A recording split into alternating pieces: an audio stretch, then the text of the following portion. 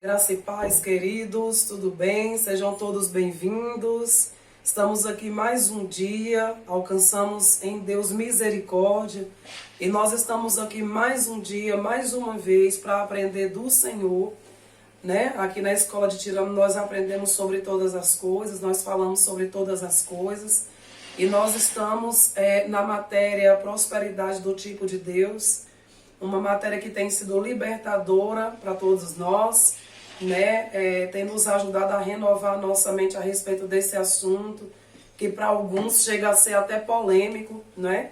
Então eu quero te convidar, para você que está chegando agora, eu quero te convidar a assistir do início todas as aulas, não pegue uma aula isolada, tá? Assista todas as aulas em nome de Jesus Cristo, comece da primeira, para que você venha compreender, né? As últimas aulas, as penúltimas, as antepenúltimas, né? Pegue uma base, entenda o contexto de todas as aulas, amém? Glória a Deus. Eu quero orar nesta hora, eu quero convidar você a orar comigo. Seja muito bem-vindo. Você não está aqui por acaso, com Deus não existe coincidência. É uma providência de Deus o fato de você estar aqui conosco, né? E eu quero te convidar a se alegrar, né? Juntamente comigo, porque a palavra de Deus é a verdade, Ele vela pelo cumprimento da palavra dEle, essa palavra de maneira nenhuma vai ser anulada nas nossas vidas, amém? Glória a Deus, vamos lá. Nós estávamos falando, nós falamos na aula passada a respeito de Jesus Cristo como exemplo de prosperidade, né? E aí veio a pergunta, Jesus era pobre? E aí na aula passada nós aprendemos aqui que Jesus não nasceu numa manjedoura por falta de recursos. Nós aprendemos aqui que Jesus não era um sem-teto, né? E tudo isso tem na Bíblia. Temos referências bíblicas a respeito disto. Se você quiser, você volta uma aula, né? Justamente na aula passada que nós tratamos disto, tá? A Bíblia, nós aprendemos também aqui que Jesus tinha mantenedores, né, no seu ministério, e que também supria as necessidades, que Deus também supria as necessidades de Jesus de uma forma milagrosamente, né? E ainda dentro desse assunto, queridos, nós vamos aprender também que Jesus, ele ajudava os pobres. Amém? Você crê nisso? Aleluia, glória a Deus, né? Então, eu quero que você abra em nome de Jesus, em João, capítulo 6, Evangelho de João 6, 5, 9. Aleluia. Glória a Deus. Glória a Deus. Eu quero orar mais um pouco. Aleluia. Glória a Deus. Senhor, meu Deus e meu Pai.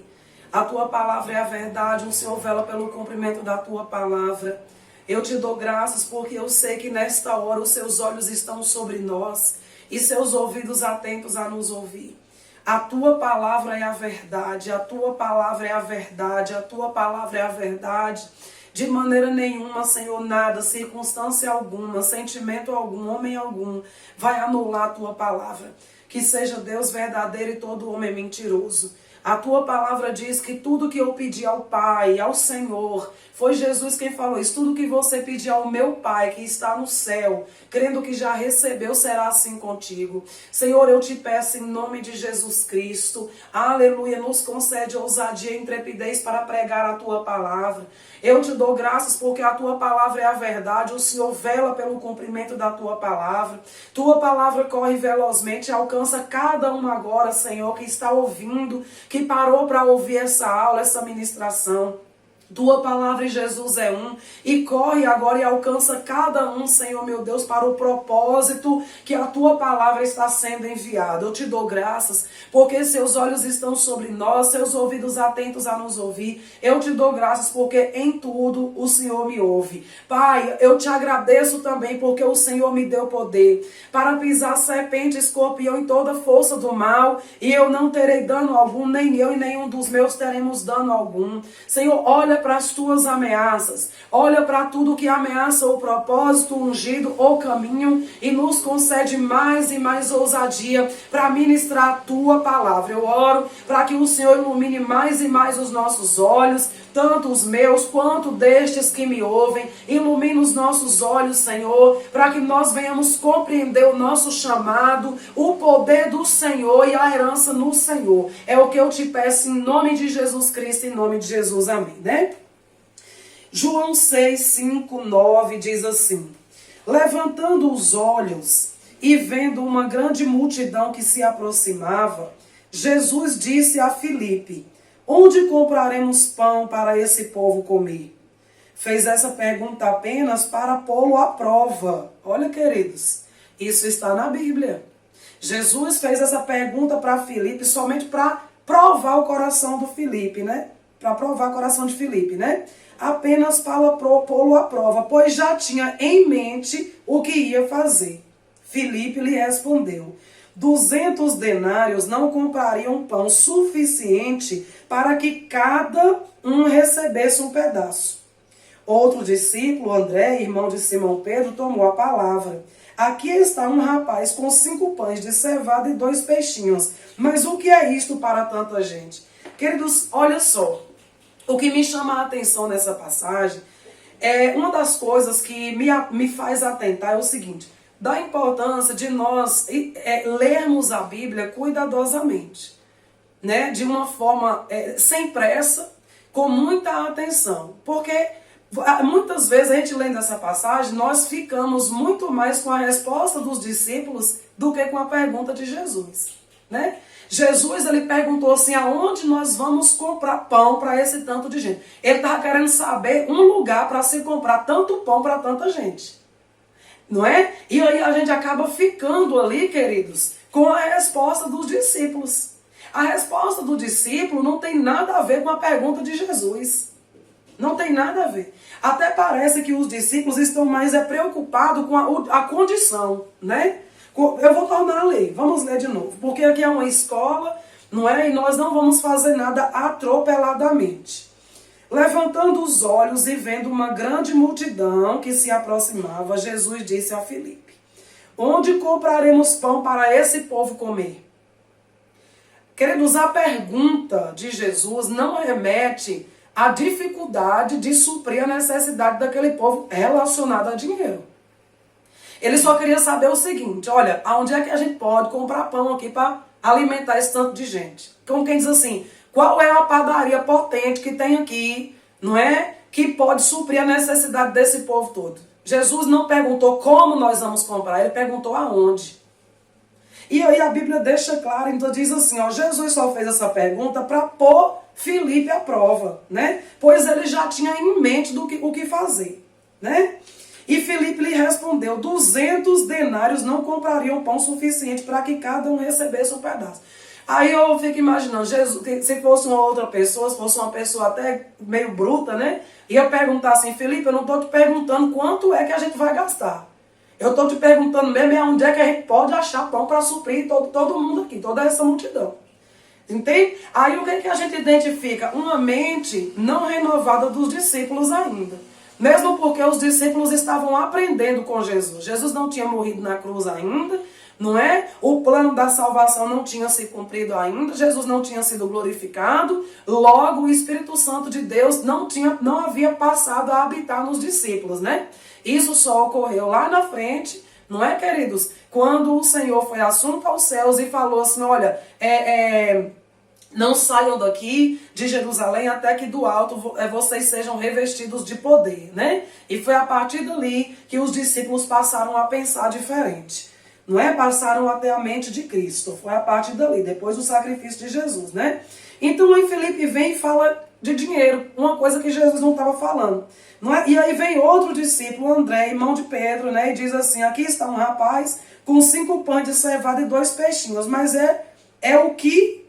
mas o que é isso para tanta gente, né? E aí André vem, Filipe está preocupado com o dinheiro, o André vem e fala assim: olha, tudo que a gente tem é isso aqui, né? Jesus não perguntou o que é que vocês têm, ele não perguntou isso.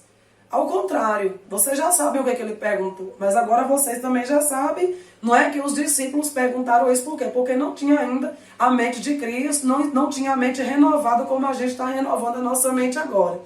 Mas, queridos, é interessante que a gente lê muitas vezes a passagem bíblica de uma forma atropelada, queridos, e entende errado, e isso é um grande perigo. Porque você aprendeu aqui nas outras aulas que se você aprende errado, você crê errado, você confessa errado, e o resultado disso é a palavra de Deus não vai funcionar na sua vida, né? Você vai ver algumas pessoas, né, vivendo essa palavra, coisas poderosas acontecendo em você. Por que não acontece na minha, né? Ao ponto até de anular a palavra, né? Amém? Além disso, irmãos, né? E aí você vai ver Jesus, ele supria a necessidade. Você vai ver aqui que Jesus, leia em casa depois, você vai ver o que Jesus operou. Eu quero instruir você a estudar na sua casa. Eu não vou trazer esse pão quentinho agora não, mas continue lendo. Tenha curiosidade e você vai ver o que Jesus fez aqui, né? Porque a Bíblia mesmo diz que ele perguntou para provar, mas ele já tinha em mente o que iria acontecer, né? Então, nós estamos falando, a pergunta é, Jesus era pobre, né? Então, você já aprendeu que Jesus nasceu numa manjedoura, não foi por falta de recurso, não é? Você aprendeu aqui que Jesus supria a necessidade, né? Que Deus também supria a necessidade de Jesus milagrosamente, que Jesus tinha mantenedores no seu ministério, né? Então, por aí, você vai chegando a uma conclusão de que realmente Jesus não era pobre. E lá na frente, nas próximas aulas, você vai aprender o que quer dizer quando a Bíblia diz assim que Jesus se fez pobre para nos enriquecer. Você vai entender isso nas próximas aulas, né? Além disso, queridos, além de Jesus também ajudar os pobres, né? Jesus era roubado pelo tesoureiro do seu ministério, né? Judas era quem carregava a bolsa onde se guardava o dinheiro do ministério de Jesus. Ele era o tesoureiro do ministério. Ora, para que um pobre precisaria de alguém para cuidar do seu dinheiro se quase não tem? Volto a dizer, nós estamos aqui, a pergunta é, Jesus era pobre? E aí a outra pergunta é, a gente descobriu agora que Jesus tinha um tesoureiro, está aqui em João 13, 29, Evangelho de João, capítulo 13, versículo 29, que diz assim: pois como Judas era quem trazia a bolsa, pensaram alguns que Jesus lhe dissera, compra o que precisamos para a festa, eu lhe ordenara que desse alguma coisa aos pobres.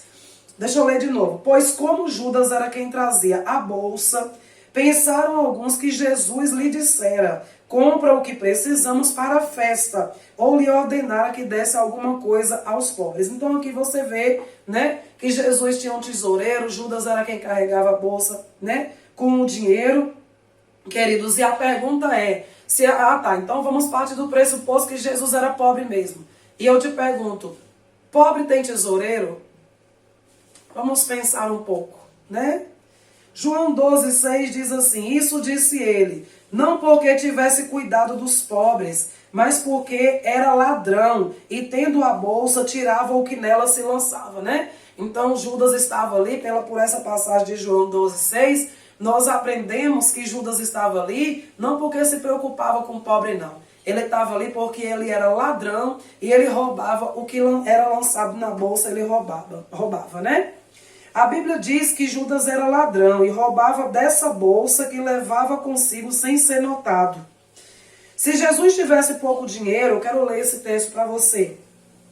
Se Jesus tivesse pouco dinheiro, facilmente perceberiam qualquer falta.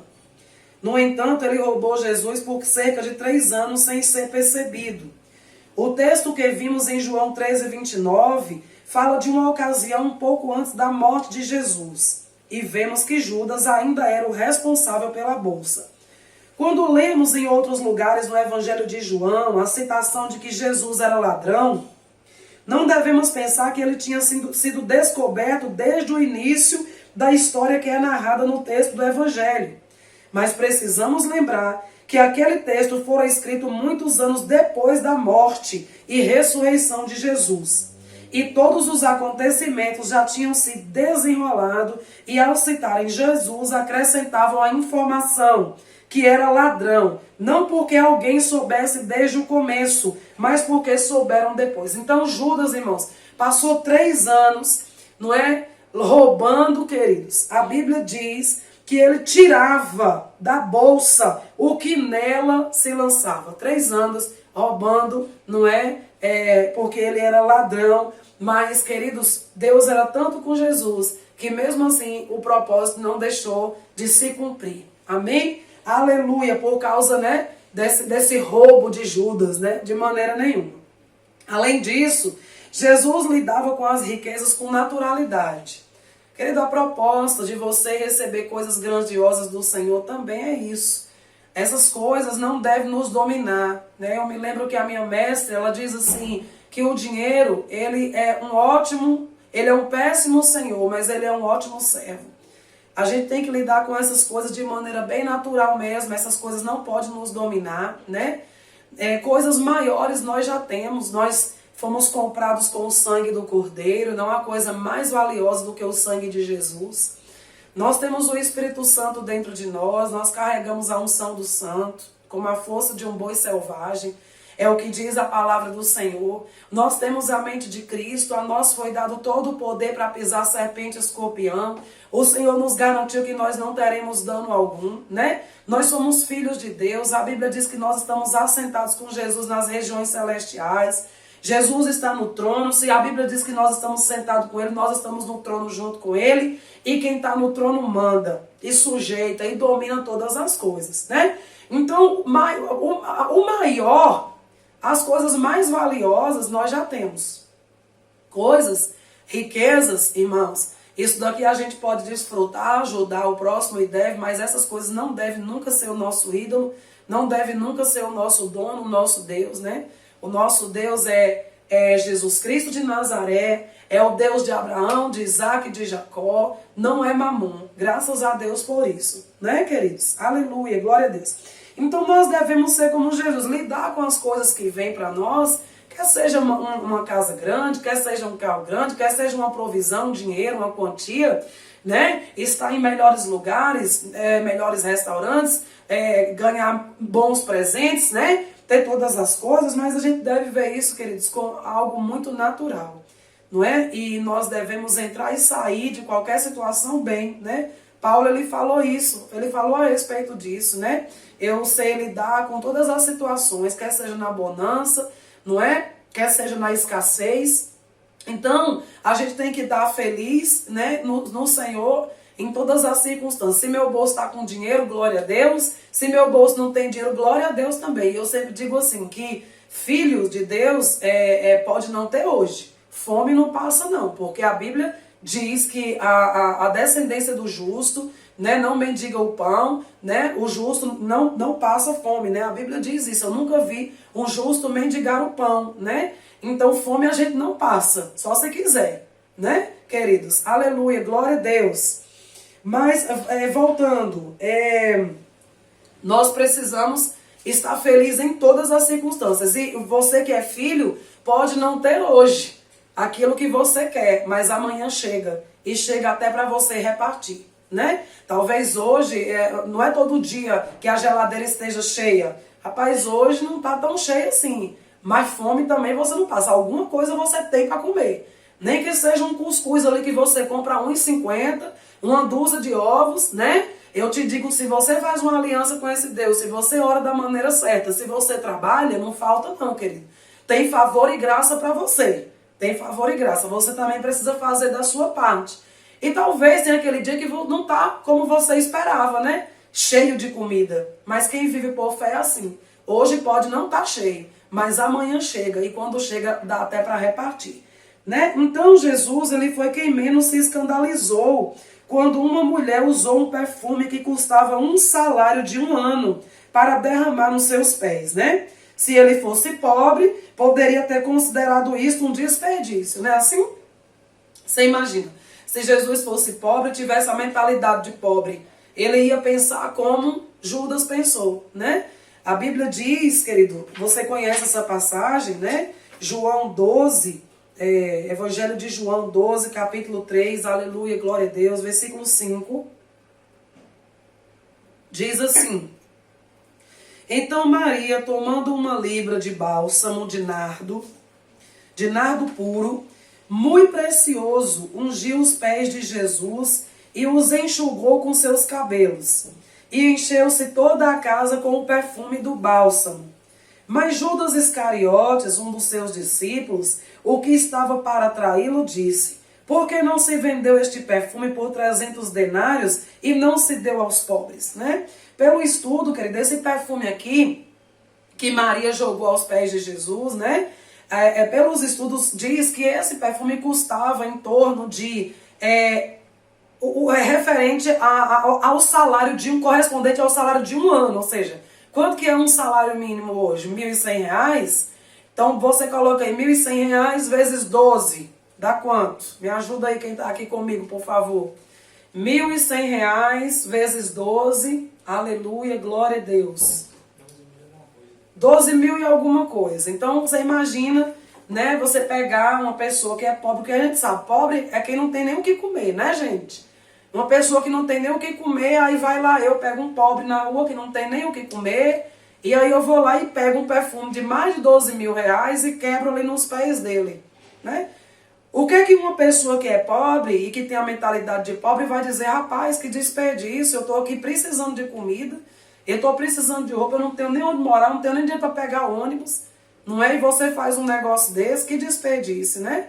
E esta não foi a reação de Jesus, ao contrário. Essa foi a reação de Judas, né?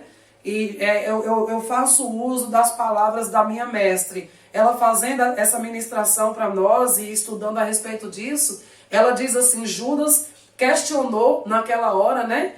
Achou um desperdício que aquela mulher fez e lá na frente ele mostrou por quanto que Jesus valia. 30 moedas de prata, né?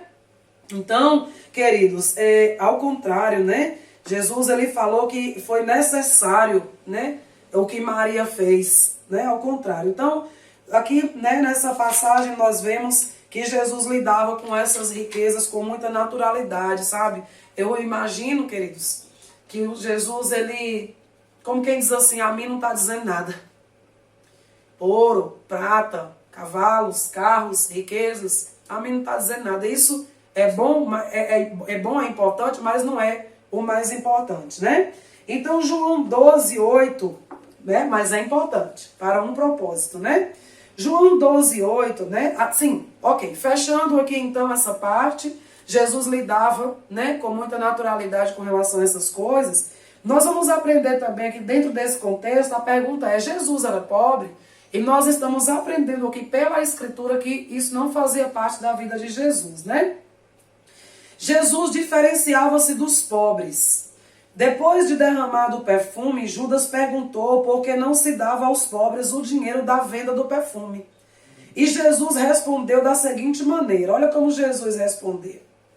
Porque aos pobres sempre o tendes convosco, mas a mim nem sempre me tendes. Ou seja, Jesus, ele sabia quem ele era, né? Ele sabia da sua identidade, né? Se Jesus fosse pobre, ele não teria feito essa distinção.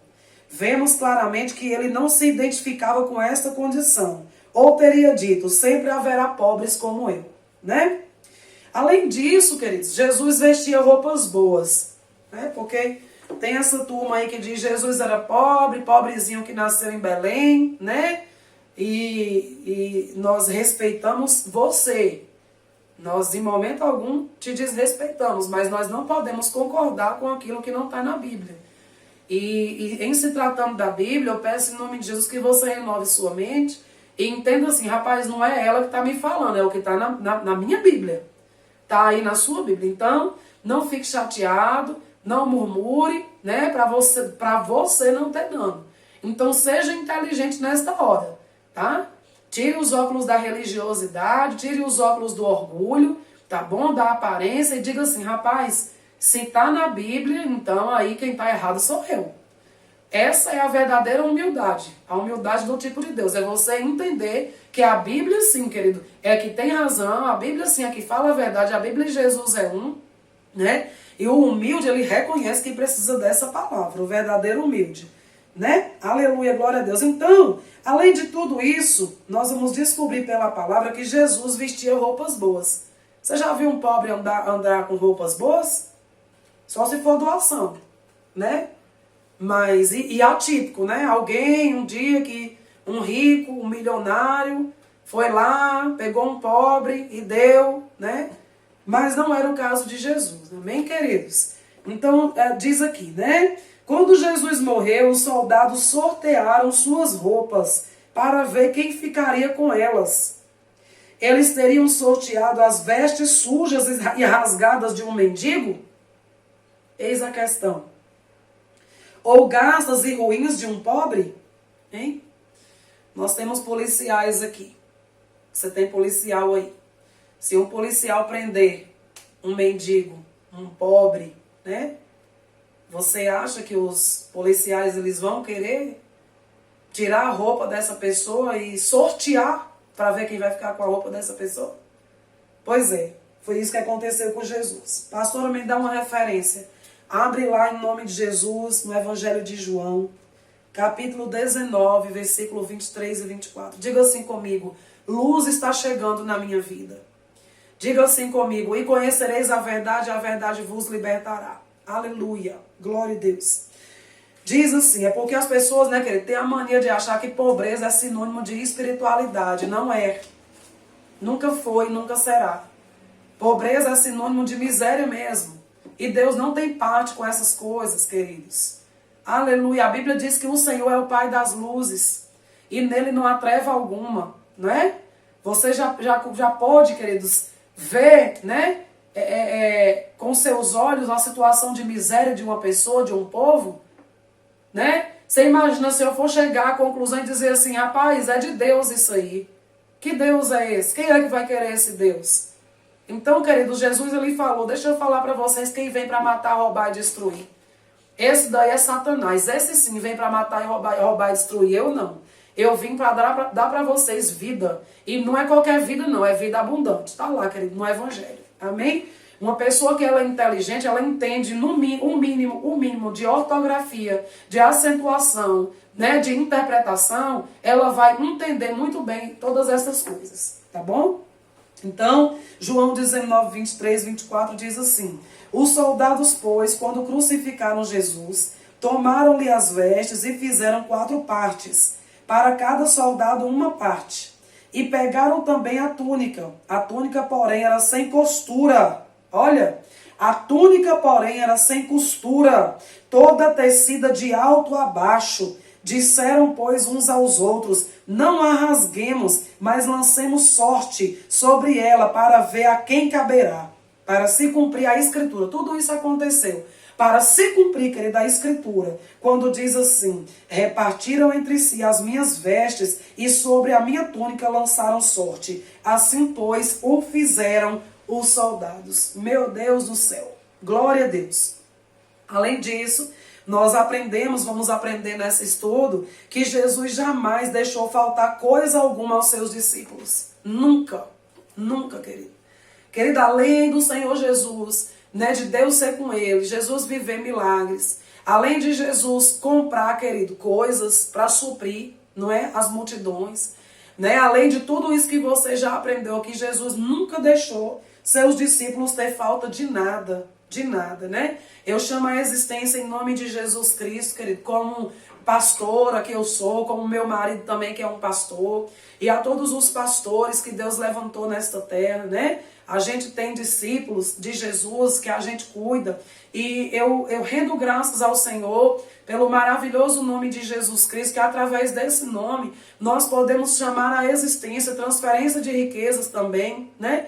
Para suprir todas as necessidades, não somente dos discípulos, não é? Como também das multidões. Na realidade, eu vou além. Eu declaro e profetizo que os discípulos eles vão andar dessa forma, né? Como os líderes, como os mestres, né? Como Jesus andou. Jesus ele falou assim: olha, se você crer, fará obras iguais ou maiores às que eu fiz.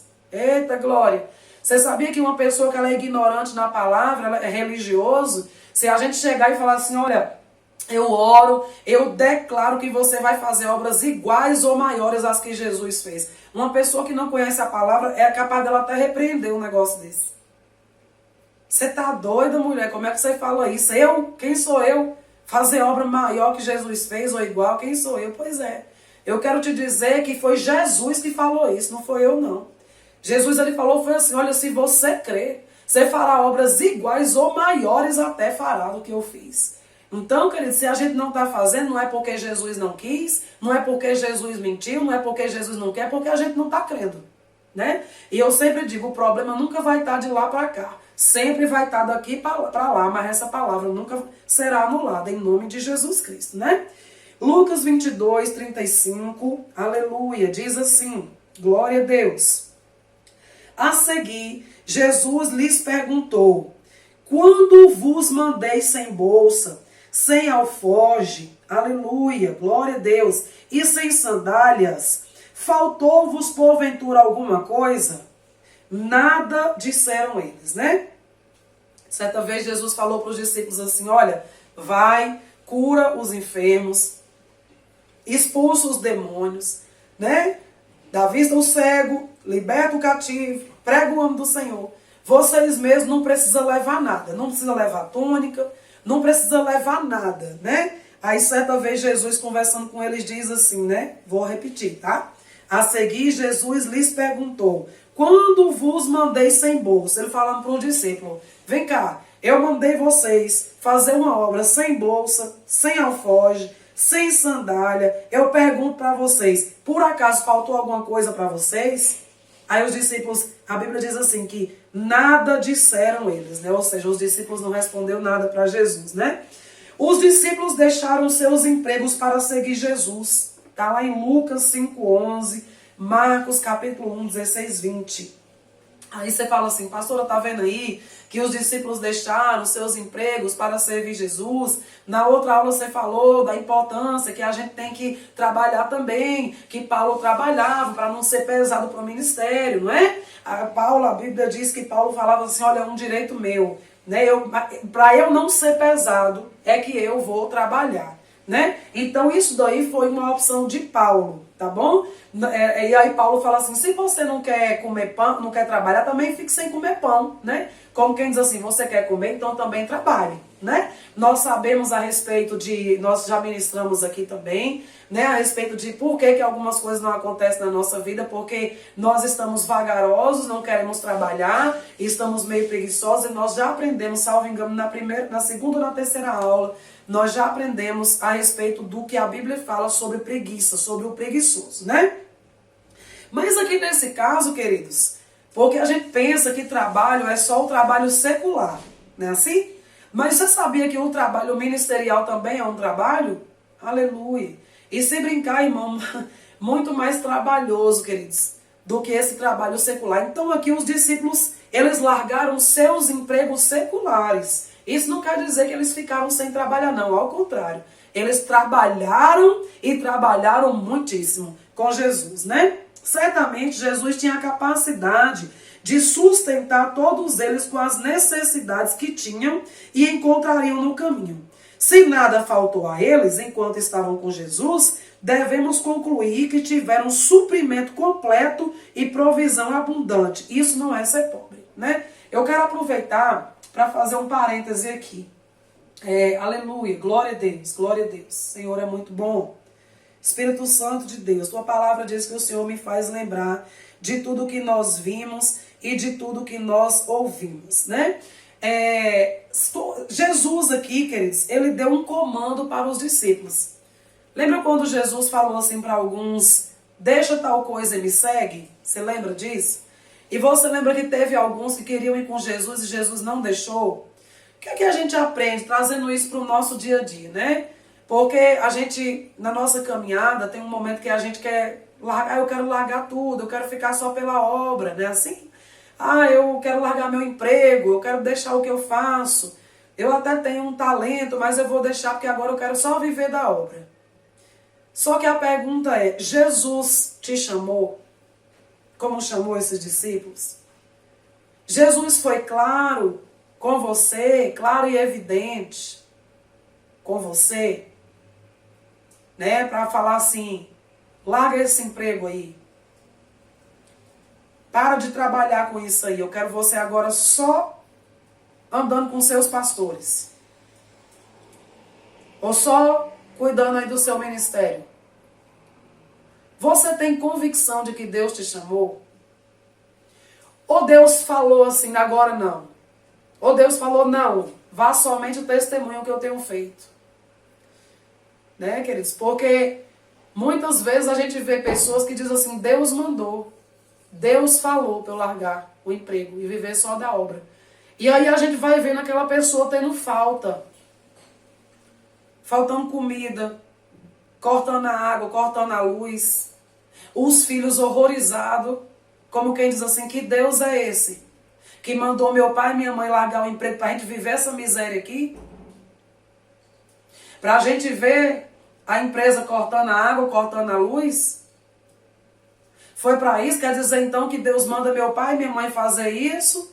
Para restaurar famílias, libertar famílias, para fazer famílias prosperarem e a minha casa ficar desse jeito? Há uma contradição aí, né, queridos? Deus não é Deus de confusão. Deus não faz acepção de pessoas. Agora, quando Deus manda, Ele garante. Como Ele garantiu para os discípulos aqui. Não é? Então, se você teve isso, irmão, se você, eu senti no meu espírito isso, um profeta me falou e você está tendo dano, reveja sua vida espiritual, ore a Deus, querido, porque isso não é um resultado de quem teve uma direção do Espírito Santo de Deus, não. Tá bom? Aleluia. Vamos voltar aqui. Então, queridos, por essa referência e por meio destas referências, né, nós vemos então por meio dessas referências bíblicas que embora Jesus não tenha tido uma vida de luxo e pompa, ele era sim um homem próspero. Nada lhe faltava e era abundantemente suprido em tudo. Amém? Queridos, graças a Deus, eu quero fazer menção, queridos, aqui sobre uma escola em que eu e meu marido sou muito grata. O nome dessa escola é Rema Brasil, né? Foi através desta escola, queridos, que nós aprendemos essas verdades. Rema Brasil, Escola de Ministros Rema. Uma escola tão perseguida, queridos. Pessoas falam tão mal desta escola, né? Porque uma coisa, querida, a gente está aqui ministrando a palavra. O que você vai fazer com isso aí, ou o que você vai falar, é você, né? E eis aí um povo de Deus, tá? Rema Brasil, se você puder, faça essa escola. Escola de Ministros Rema, faça. Porque, querido, foi através dessa escola que nós aprendemos tudo o que nós estamos ensinando para você hoje. Foi através dessa escola que não somente assuntos como esse, como a vontade de Deus de curar, sabe, assuntos sobre maldição na vida de um crente, foi a respeito desses assuntos, querido, que nós fomos libertos também. Foi a respeito de que Deus é bom, que Ele não é um Deus ruim, não é? Que nós aprendemos e temos fluído nessa verdade, vidas têm sido libertas, transformadas, alcançadas, curadas, queridos, e têm vivido uma vida de sucesso. Amém? Eu quero terminar esta aula fazendo uma oração com você. Quero te convidar, né, a assistir a outra aula, tá bom? Já vou gravar agora essa outra aula que vai ao ar na sexta-feira, né? Sexta-feira, esta semana. Então, fique conosco, não perca nenhuma aula dessa matéria, em nome de Jesus. Por que Deus quer trazer esse assunto para você? Porque Deus quer que você viva essa vida que Ele falou, né? Tá lá na palavra, Ele falou isso, eu vim para que você tenha uma vida abundante. Foi o que Ele falou, Ele diz, tem um propósito. Ele diz lá em Lucas, olha, eu supro vocês em glória, eu supro as necessidades de vocês e dou até mais, eu dou algo a mais para vocês fazerem todo tipo de boa obra. Então, querido, toda provisão que chega para nós, sabe, toda prosperidade, toda riqueza, tudo que chega para nós é para quê? Para a gente fazer toda boa obra. Não é só venha a nós, é ao vosso reino, é para o reino, amém? Senhor, eu rendo graças a Ti, porque até aqui o Senhor tem nos ajudado. Aleluia, fiel e digna de toda aceitação é a Tua palavra. Senhor, eu continuo orando em nome de Jesus Cristo. Peço, Senhor, para que o teu povo e eu também não venhamos nos conformar com as obras das trevas nesse mundo, que nós não venhamos nos conformar com essas situações, mas, Senhor, que nós venhamos cada vez mais, aproveitar bem essas oportunidades de renovar nossa mente, para que a gente possa experimentar a tua boa, agradável e perfeita vontade. E a tua vontade é vida abundante, uma vida abundante de graça, uma vida abundante de alegria, uma vida abundante de honra, uma vida abundante de saúde, uma vida abundante de paz, uma vida abundante de ânimo, uma vida abundante de poder e uma vida abundante de provisão também para um grande propósito. Uma vida abundante de dinheiro também para um grande propósito, para termos nossas necessidades supridas e também para fazermos todo tipo de boa obra. É o que eu te peço em nome de Jesus Cristo, em nome de Jesus, amém. Seja abençoado na prática e no conhecimento da palavra. Propague essa mensagem. Compartilhe em nome de Jesus essa mensagem. Se inscreva no canal em nome de Jesus. Nos ajude. Seja um mantenedor. Seja um investidor da escola de Tirano. Em nome de Jesus Cristo. Amém.